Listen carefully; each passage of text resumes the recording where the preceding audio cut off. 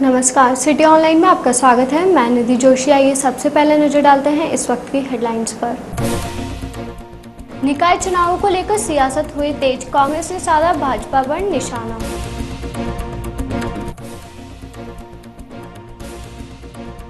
प्रधानमंत्री नरेंद्र मोदी के सफाई अभियान का जयपुर में हुआ आगाज, सांसद रामचरण बोहरा ने किया शुभारंभ। और राजधानी में मनाया गया विश्व पर्यटन दिवस, विभिन्न संग्रहालयों में रखा गया निःशुल्क प्रवेश।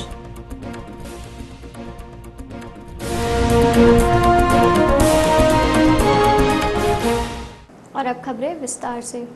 प्रदेश कांग्रेस कमेटी की प्रवक्ता अर्चना शर्मा ने कहा है कि भाजपा ने विधानसभा चुनाव के समय अपने चुनावी घोषणा पत्र में कर्मचारियों के लिए तबादला नीति बनाने का वायदा किया था, मगर 9 माह तक सरकार ने कुछ नहीं किया।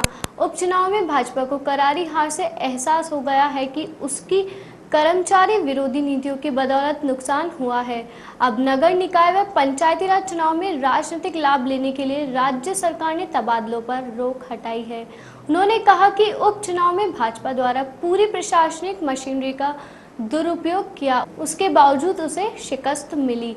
इसके जरिए इस सरकार की एक और बात परिलक्षित होती है कि यह उन कर्मचारियों के प्रति दुर्भावना रख सकती है जिनके प्रति इनको लगता है कि उसके दबाव में आकर उन्होंने काम नहीं किया है। भाजपा ऐसी पार्टी है जिसने विसंगतियों के साथ अपना शासन शुरू किया। इस पार्टी ने राज्य सरकार के संविदा कर्मियों व अन्य कर्मचारियों से कुठाराघात किया है। जब तक कोई कर्मचारी टंकी पर नहीं चढ़ते तब तक उसकी सुनवाई नहीं हुई। यह बौखलाई हुई पार्टी है जिसका जनादेश का अपमान करने के अलावा और कुछ नहीं है। देखिए, भारतीय जनता पार्टी ने अपने मैनिफेस्टो में तबादला नीति बनाकर और उसको लागू करने की घोषणा की थी। ये शासन में 9 महीने तक इन्होंने तबादलों पर रोक रखी। उपचुनाव में इनको ये एहसास हुआ कि कर्मचारी विरोधी जो नीतियां बनाई, जो विसंगतियां थी, उसके कारण इनको करारी शिकस्त मिली। अब मुझे लगता है कि तबादलों पर जो अचानक से रोक हटा करके और उस पर कवायद शुरू की है, उसका एक ही कारण है कि स्थानीय निकाय चुनाव में, पंचायत राज चुनाव में इनको फायदा मिले। पूरी प्रशासनिक मशीनरी का जिस प्रकार से दुरुपयोग कर सकते थे उसके बावजूद शिकस्त मिली इनको। तो इसके माध्यम से एक चीज़ और परिलक्षित होती है कि कर्मचारी विरोधी सरकार उन कर्मचारियों के साथ भी दुर्भावना रख सकती है जिनके प्रति इनको लगता है कि उन्होंने प्रेशर में आकर के उनके हित में काम नहीं किया। तो ये पूरी तरह से एक ऐसी पार्टी है जिसने विसंगतियों के साथ अपना शासन शुरू किया, जिसमें कर्मचारी हो या संविदा कर्मी हो, उनके हितों के साथ कुठाराघात किया। जब तक कर्मचारी टंकी पे नहीं चढ़ा उसकी सुनवाई नहीं हुई और जिस तरह से काम करे उससे प्रतीत होता है कि उद्योग के रूप में परिवर्तित होगा। और जब इनके प्रदेश अध्यक्ष पूछने पर कि आपने तबादला नीति के बिना तबादले करने की घोषणा की तो निरुत्तर होकर के कांग्रेस फोबिया से ग्रसित होकर के कांग्रेस पर टीका टिप्पणी करने लगे। तो इससे भी प्रतीत होता है कि बौखलाई हुई पार्टी है जिसने जनादेश का अपमान करने के अलावा कोई काम नहीं किया। लोकसभा व विधानसभा चुनाव में करारी शिकस्त झेलने के बाद उपचुनाव में मिली राहत के बाद कांग्रेस पार्टी अब अपने वजूद को कायम करने में जुट गई है। पार्टी के प्रदेश में मुखिया सचिन पायलट नगर निकाय व पंचायती राज चुनाव के लिए वरिष्ठ नेताओं वे कार्यकर्ताओं में जोश भरने लगे हैं। उन्होंने भाजपा की तर्ज पर जिला प्रभारियों की नियुक्तियों के साथ साथ प्रत्याशियों की फीडबैक का खाका तैयार करना शुरू कर दिया है। एक वक्तव्य में प्रदेश कांग्रेस कमेटी की प्रवक्ता अर्चना शर्मा ने कहा कि जिस तरह से उपचुनाव में पार्टी को जनादेश मिला है उससे लगता है कि मतदाता के आशीर्वाद से निकाय चुनाव में पुनरावृत्ति होगी। उन्होंने कहा कि शहरी निकाय चुनाव के लिए पार्टी जल्द ही प्रभारियों की नियुक्ति करेगी। कांग्रेस पार्टी प्रभारियों, जिला अध्यक्षों व वरिष्ठ नेताओं से फीडबैक लेकर सबसे उचित प्रत्याशी को ही मैदान में उतारा जाएगा। विधानसभा लोकसभा की करारी शिकस्त मिली हमें और उस समय हमारी समझ से परे था कि इस तरह से क्यों, क्योंकि जितनी जनहित की और लोक कल्याण की योजनाएं बना सकते थे और उसको अमली जामा बना सकते थे वो हमने काम किया और लोकतांत्रिक मूल्यों का हमने संरक्षण कर सकते उस हिसाब से किया। परंतु जनादेश हमें इसका विपरीत मिला। लेकिन हम हतोत्साहित भी थे, कार्यकर्ता का मनोबल गिरा हुआ था, परंतु उसके बावजूद एक सजग विपक्ष क्या होता है उसकी भूमिका में हम रहे और जनता ने उसका साधुवाद में उपचुनाव में दिया। तो मुझे लगता है कि स्थानीय निकाय चुनाव, पंचायत राज चुनाव में इसकी पुनरावृत्ति प्रवृत्ति होगी और जैसे उपचुनाव में हमें जनता का आशीर्वाद मिला है वैसा ही आशीर्वाद मिलेगा और आशातीत सफलता हमें मिलेगी। ये उनकी संगठनात्मक सत्र की तैयारी है। वैसे कांग्रेस ने भी अपनी कवायद कुछ समय पहले शुरू की थी और प्रदेश कांग्रेस अध्यक्ष की मॉनिटरिंग में उनके निर्देशन पर सभी जो स्थानीय निकाय जहाँ चुनाव होने वाले जो ये शहरी निकाय हैं उनमें उनके लिए प्रभारियों की शीघ्र नियुक्ति होगी और इसके पश्चात हम भी पूरी अपनी कवायद करके जो चुनाव लड़े उनसे सहयोग उनके माध्यम से फीडबैक लेंगे, जिला अध्यक्षों के माध्यम से फीडबैक लेंगे और जितने हमारे वरिष्ठ कांग्रेस जिन्हें उनके माध्यम से फीडबैक लेकर के जो सबसे उचित प्रत्याशी होगा उसे मैदान में उतार करके जनता की आकांक्षा के अनुरूप वो काम करे, ऐसा काम करने का प्रयास करें। प्रधानमंत्री नरेंद्र मोदी का सफाई अभियान पार्टी कार्यकर्ताओं पर असर कर रहा है। इस अभियान के आगाज के बाद जयपुर शहर में भारतीय जनता पार्टी के कार्यकर्ताओं ने भी अपने स्तर पर सफाई अभियान का आगाज किया। वहीं अब इस अभियान को गति देने के लिए वार्ड स्तर पर प्रभारी बनाने की बात भी कही जा रही है। सफाई अभियान का आगाज करते हुए सांसद रामचंद्र बोहरा ने कहा कि जयपुर शहर की गंदगी को देखते हुए इस अभियान को वार्ड स्तर पर ले जाया जाएगा, जिसमें पार्टी वार्ड स्तर पर प्रभारी बनाकर सफाई की जिम्मेदारी दी जाएगी। सफाई अभियान का आगाज जयपुर के आराध्य देव गोविंद देव जी मंदिर से किया गया।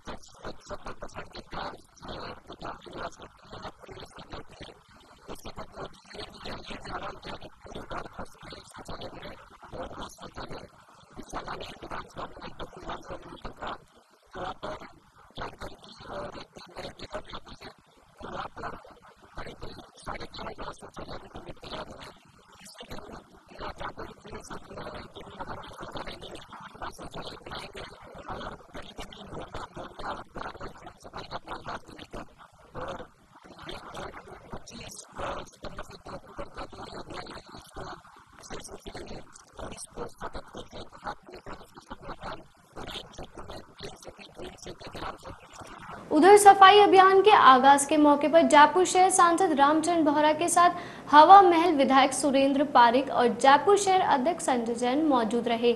वहीं बीजेपी के कार्यकर्ताओं ने भी इस सफाई अभियान में शिरकत की। जयपुर शहर अध्यक्ष संजय जैन ने बताया कि आराध्य देव गोविंद देव से काम को शुरू करने से अभियान सफल होता है, इसलिए अभियान का आगाज यहां से किया गया। वहीं अब पूरे शहर में इस अभियान के तहत सफाई की जाएगी। तो उधर हवा महल विधायक सुरेंद्र पारिक ने कहा कि इस अभियान को वर्ष भर के लिए चलाने पर विचार चल रहा है।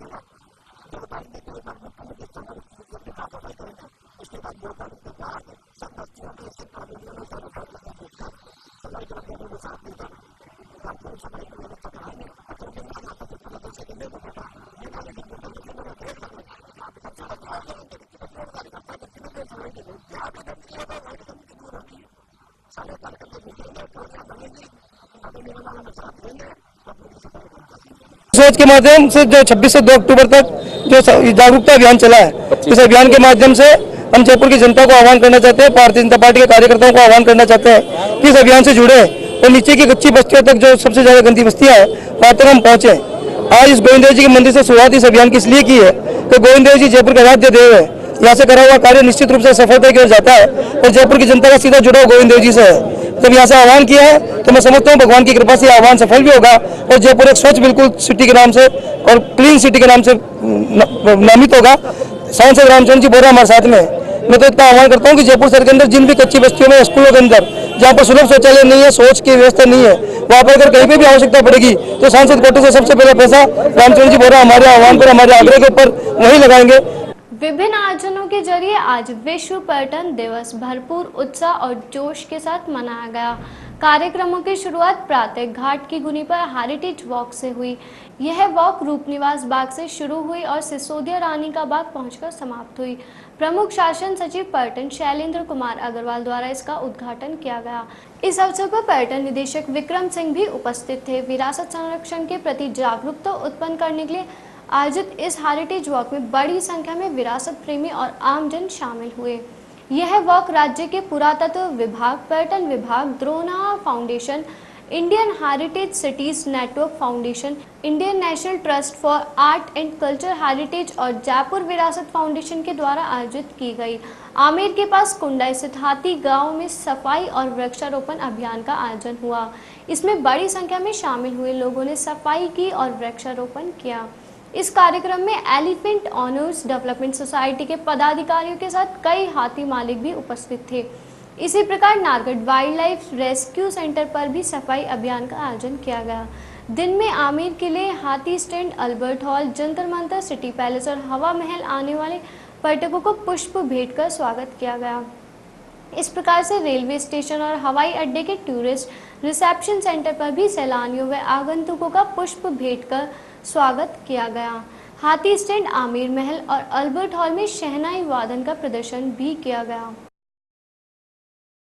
27 सितंबर विश्व पर्यटन दिवस के अवसर पर आज सबसे पहले तो मैं सभी जयपुर वासियों को बधाई देना चाहूँगा। आज हमारे म्यूजियम में सभी तरह के पर्यटकों के लिए प्रवेश बिल्कुल निःशुल्क रखा गया है। पर्यटकों के स्वागत के लिए तिलक और बच्चों को ट्रॉफी वितरण का प्रोग्राम रखा गया है। इसके अतिरिक्त टूरिज्म डिपार्टमेंट की ओर से शहनाई वादन का प्रोग्राम हमारे यहाँ है, जिसमें 2 कलाकार एक शहनाई पर और एक बाजे पर बैठे हुए हैं और सभी प्रकार के टूरिस्टों को यहाँ एंट्री बिल्कुल निःशुल्क है।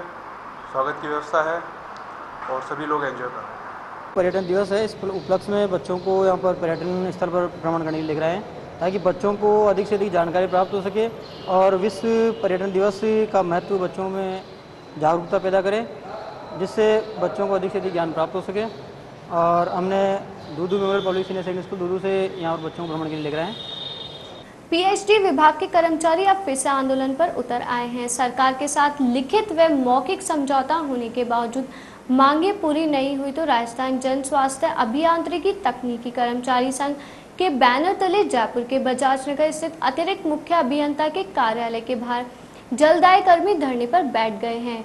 संघ के पदाधिकारी ने बताया कि पिछले 6 माह से ओवरटाइम नहीं मिलने, ग्रेड पे बढ़ाने व स्टोर मुंशी बनाने की मांग को लेकर यह धरना प्रदर्शन शुरू किया गया है। इन कर्मचारियों की मांगे जल्द नहीं पूरी हुई तो प्रदेशव्यापी आंदोलन किया जाएगा। उन्होंने कहा कि स्टाफ की कमी के कारण कर्मचारियों से ओवरटाइम तो करवाया जाता है, लेकिन उसका भुगतान समय पर नहीं होता। हर बात आंदोलन करके ही ओवरटाइम लिया जाता है। ये धरना हमने तो पिछले कई 35 सालों से हमारे को लगातार ओवर टाइम मिल रहा था। इन 8 महीनों से अभी ओवर टाइम नहीं मिल रहा। इस ओवर टाइम के चक्कर में हमने ये धरना दिया है और ओवर टाइम के अलावा भी हमारे स्टोर मुंशियों का नीतिगत आदेश नहीं हो रहे हैं। इनके अलावा हमारे पदोन्नतियों में कुछ पदोन्नतियां हो गई, कुछ बाकी है उन पदोन्नतियों के बारे में। और जब तक हमारे ये इनके ओवर टाइम वगैरह के आदेश नहीं हो जाएंगे तब तक हम ये धरना नहीं उठाएंगे, तब तक ये धरना जारी रखेंगे। और अगर अभी तो हमने ये धरना हम कल से लगाया है और गांधीनगर कैंपस में एडिशनल चीफ ऑफिस में लगाएगा।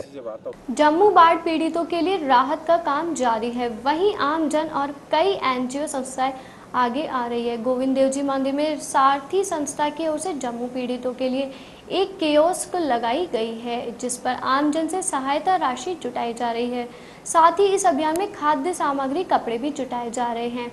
ये अभियान 2 अक्टूबर तक गोविंद देव मंदिर में चलेगा। इसके बाद एकत्रित सामान और धन राशि को जम्मू भेजा जाएगा। सर, जम्मू कश्मीर के लिए हम ना आपदा वो कर रहे हैं ना, हमारे सब सेवा कर रहे हैं। आप यहाँ पर ना आप दाल चावल अपने ना आटा ये सब की ना अपने ना सहयोग कर रहे हैं जम्मू कश्मीर के लिए। सब सामान जम्मू कश्मीर जाएगा। 2 तारीख के बाद सारा सामान है ना यहाँ से कलेक्ट करके अपन जम्मू कश्मीर भेजेंगे। और वक्त हो चला अब एक छोटे से ब्रेक का, जल्द हाजिर होते हैं।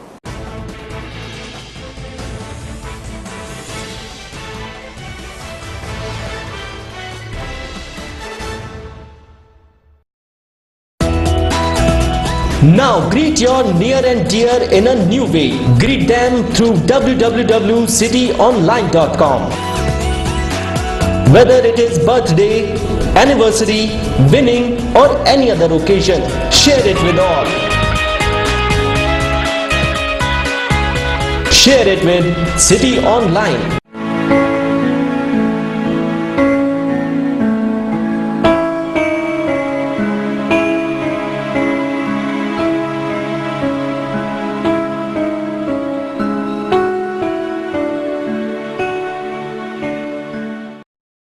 नमस्ते, मैं हूँ दिशा बाकानी। सिटी ऑनलाइन के सभी दर्शकों को ढेर सारी शुभकामनाएं। सिटी ऑनलाइन चैनल के दर्शकों को मेरी तरफ से बहुत बहुत बधाई हैं और आप इस चैनल को देखते रहें और हमें भी देखते रहें उस पर।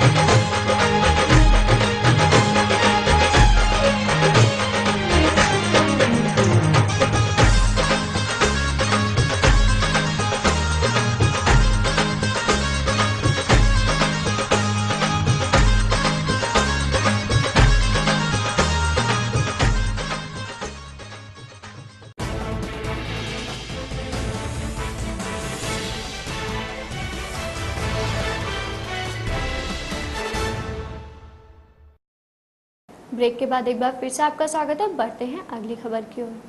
जयपुर बाय नाइट के तहत 2 दिवसीय सांस्कृतिक आयोजन की शुरुआत हुई।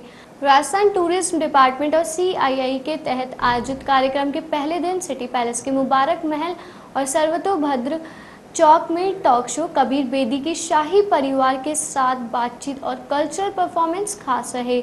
सिंगर शिबानी कश्यप की परफॉर्मेंस खास रही। कबीर बेदी के साथ हुए रॉयल टॉक शो में करौली की पूर्व महारानी रोहिणी कुमारी देवी, उदयपुर के पूर्व महाराज अरविंद सिंह मेवाड़ और जोधपुर के पूर्व महाराज गज सिंह ने रॉयल्टी और सोसाइटी से जुड़े अनेक पहलुओं पर चर्चा की।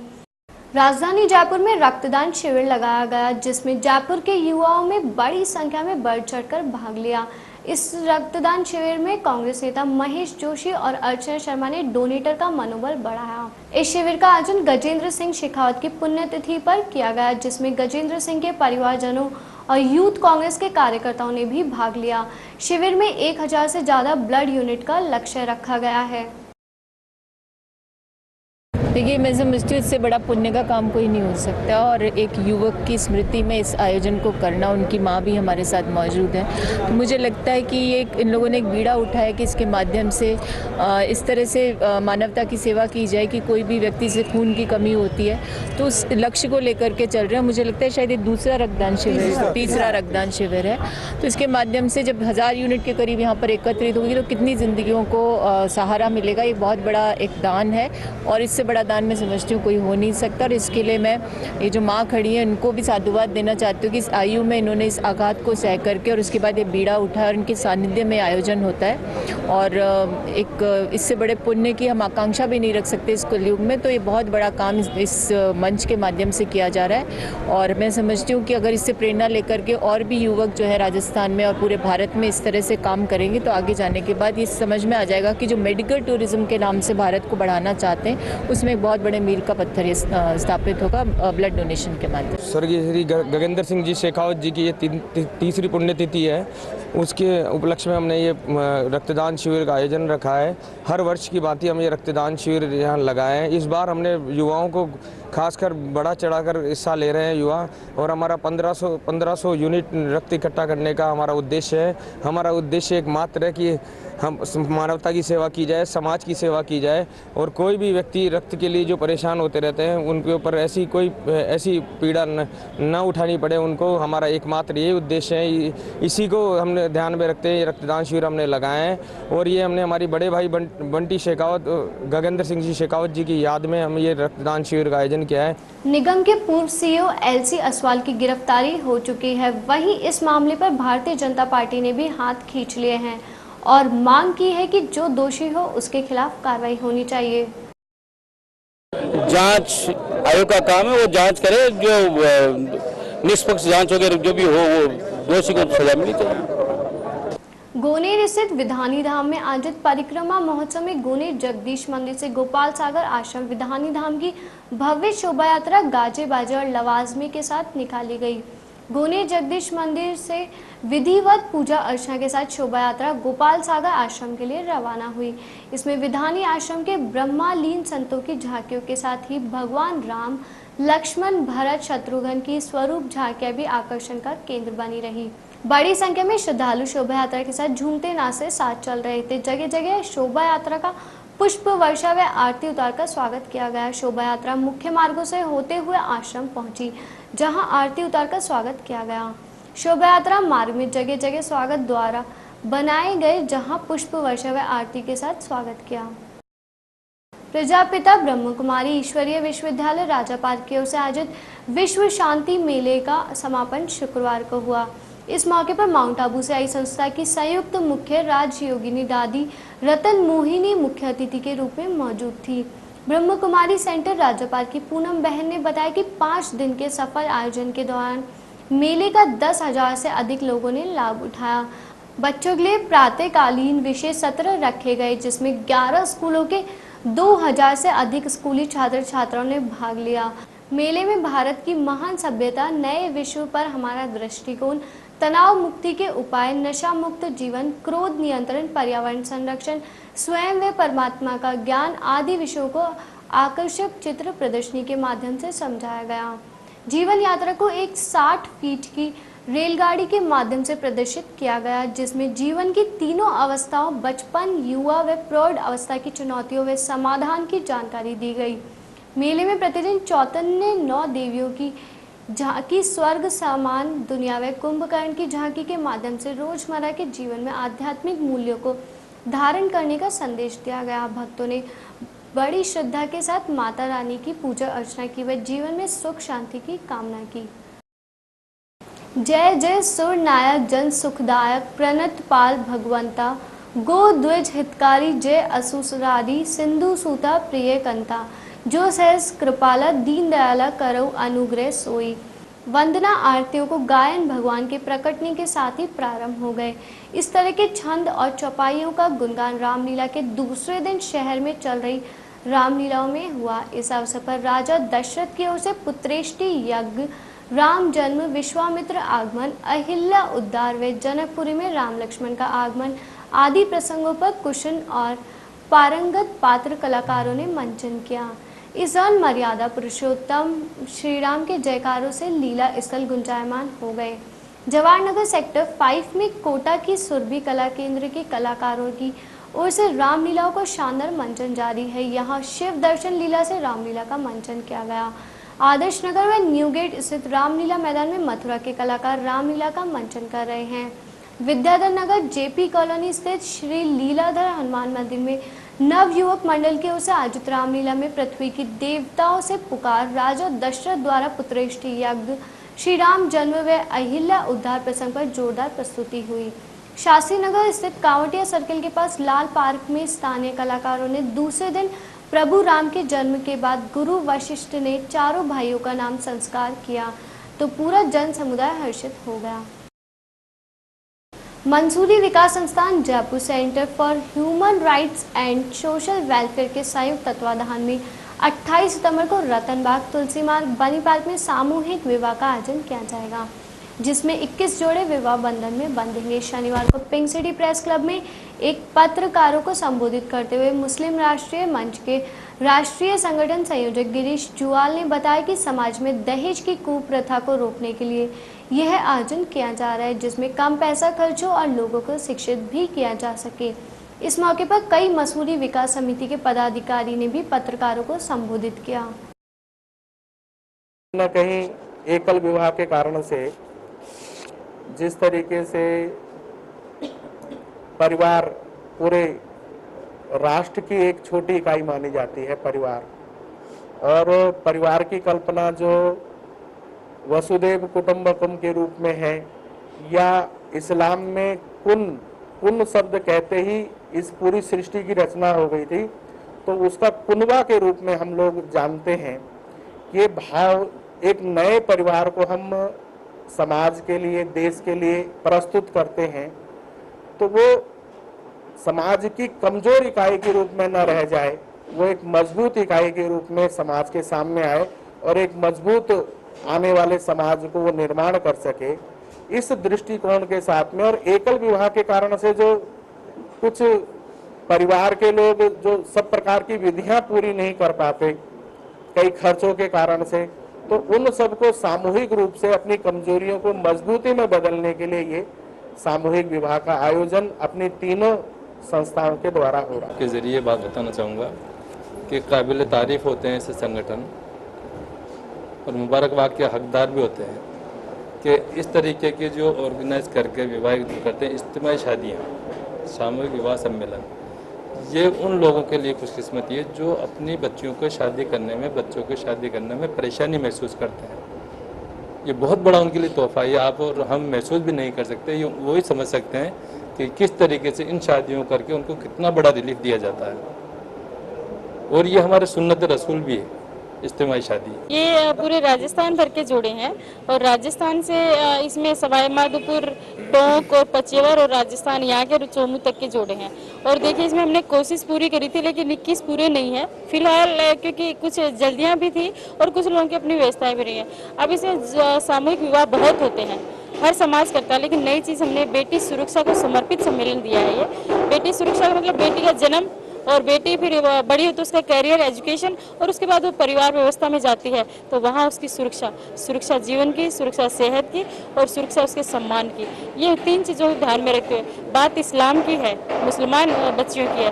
तो मुस्लिम में जो पर्सनल लॉ को देखते हुए ना, जो हमारे यहाँ लोग मानते हैं कि बहुत ईजीली है शादी करना और तलाक देना, लेकिन ऐसा नहीं है। इस्लाम की शरीयत के अकॉर्डिंग चले तो 7 आसमान हिल जाते हैं जब तलाक दी जाती है। और चलते चलते एक बार फिर से नजर डालते हैं इस वक्त की हेडलाइंस पर। निकाय चुनावों को लेकर सियासत हुई तेज, कांग्रेस ने साधा भाजपा पर निशाना।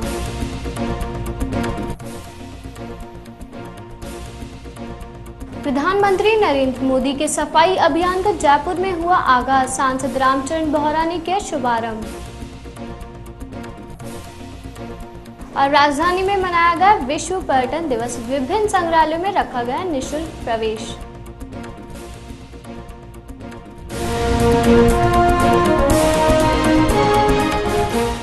फिलहाल बुलेटिन में इतना ही। आप बने रहिए हमारे साथ शहर की हर खबर सिटी आई पर। नमस्कार।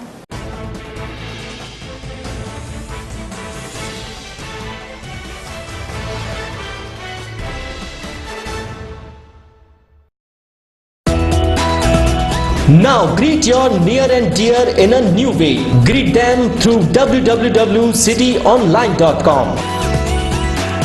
Whether it is birthday, anniversary, winning or any other occasion, share it with all. Share it with City Online.